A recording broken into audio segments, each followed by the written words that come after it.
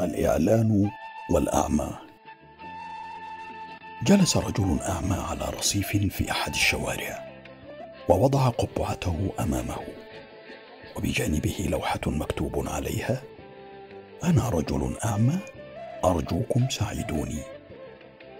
فمر الرجل إعلانات بالشارع الذي يجلس فيه الأعمى، وجد أن قبعته لا تحتوي سوى على القليل من المال، فوضع بعض النقود في القبعة، ثم ودون أن يستأذن الأعمى أخذ اللوحة التي بجانبه وكتب عليها عبارة أخرى، ثم أعادها إلى مكانها وغادر.